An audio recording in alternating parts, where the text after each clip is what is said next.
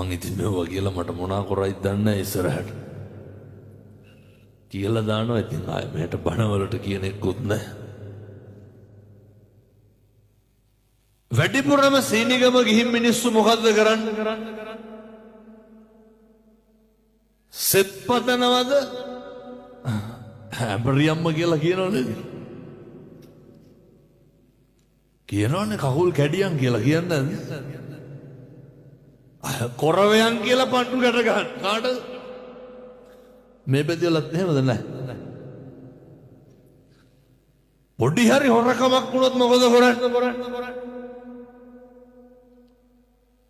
වෙනසනේ පතනවනේ දරුවෙකුටවත් හරියන්න එපා කියලා.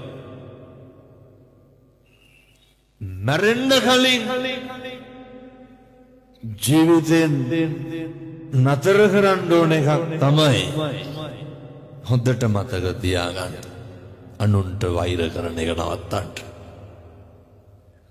මිනිස්සු අපිට කොච්චර දෙස් දෙවල් තිබ්බත් මම මේ කියන එක හොඳට අහගන්න.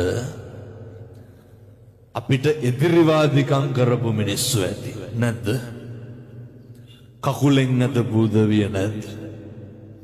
ඉස්කෝලේ යන කාලේ ඉඳන් හතුරුකම් කරපු මිනිස්සු නැද්ද? කසාද බැඳපු දා ඉඳන් කෙනෙහිලිකම් කරපු නැන්දම්මලා නැද්ද? ගෙදර ආපු දා ඉඳන් ගම රටත් එක්ක අපිරිය කරපු මිනිස්සු නැද්ද? රස්සාවත් එක්ක එපා කරපු යාළුවෝ නැද්ද? ජොබ් එකත් එක්ක එපා කරපු ආයතනයේ සමකාලීනව සේවකයෝ නැද්ද? ඔය ජීවිතේ අපිරිය වෙන තරමට අප්‍රසන්න මිනිස්සු හම්බෙලා ඇති. බොහොම කරුණාවෙන් දේශනා කරන් සත්පුරුෂ පින්නතුනි ඔලු තියපු මිනිස්සු ඇති නැද්ද? නැත්ද සල්ලි ඉල්ලගෙන ආපහු දීපු මේ පැතිවල එහෙම නැතුව ඇති. මං කියන අනිත් පැතිවල ඉල්ල ගත්තාම ටිකක් දෙනවා හොරයි. ඔය සමහරු ඉන්නවනේ කියනවනේ හාමුදුරුවනේ දුන්නොත් දෙන්නේ 500යි. ඇයි ගන්න බැයි නම් දෙන්නේ 500යි. අරගෙන ඕන තරම් දෙන්න ඇත්තේ. ඇත්තන්ගේ ජීවිතේට බොරු කියපු මිනිස්සු කොච්චර ඉන්නවද? රවට්ටපු මිනිස්සු කොච්චර ඉන්නවද?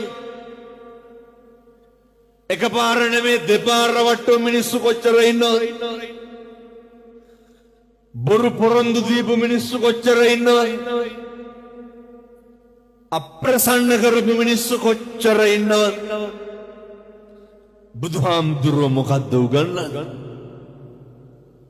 බුදුහාමුදුරුවෝ මොකද්ද කියන්නේ? මිනිස්සුන්ට අල්ප මාත්‍රයකින්වත් වෛර කරන්න එපා. මිනිස්සුන්ට අහිතක් පතන්න එපා. මිනිස්සුන්ට දෝෂයක් නගන්න එපා. ඇයි පින්නතුනේ මෙහෙම කරන්න එපා කියන්නේ? මෛත්‍රී කරන්න පුළුවන් එකම ආත්මේ මොකද්ද? බල්ලොන්ට මෛත්‍රී කරේද? මෛත්‍රී වඩන්න පුළුවන් සතෙක් කියමු බලන්න. මොන සතාටද මෛත්‍රී වඩන්න පුළුවන්? මෛත්‍රී වඩනවා කියන්නේ අමුතුවෙන් කරන එකක් එහෙම නෙමෙයි. මැරෙන්න කලින් මේ කැත ගති නවත්තලා මැරෙන්න ඕනේ. හේතුවක් තියෙනවා.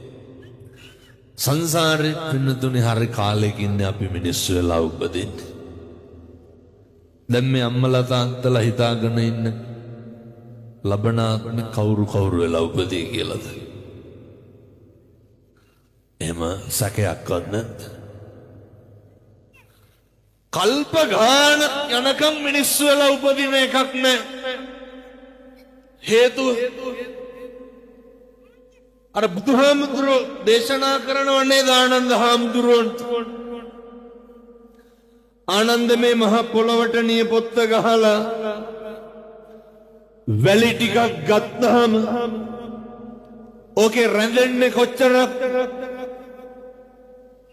ඒ වගේ බොහොම පොඩි ප්‍රමාණයක් පින්වත්නි මිනිස්සු වෙලා උපදී කල්ප ගානක් යනකම් ආය අපි මිනිස්සු වෙලා උපදින එකක්. දැන් ප්‍රශ්නයක් තියෙනවා. මොකටද මිනිස්සු වෙලා උපදින්නේ? ගැටලුවක් තියෙනවා. මේක ඉතින් තේරෙන්නේ නැහැ හොඳ. මට දෙනකොට කතා කරනවා පින්නතුනේ හෙට ලෝක සුදු සැරෑටි දිනේ මං හිතන්නේ. හෙට එක අපේ ඇස්පේන් නැති තරුණේ කතා කරලා කියනවා හාමුදුරුවනේ මිනිස්සුන්ට මේක ගිහින් අද කියන්නේ. දැන් මේ එනකොට කතා කරේ ඔය බොහොම ළඟින් මේ හැලිය ගොඩට එහයින් කතා කරේ මිනිස්සුන්ට කිය ඇස්පේන මිනිස්සු හරි පින්වන්තයි ඇස්පේන නැති මිනිස්සු පව්කාර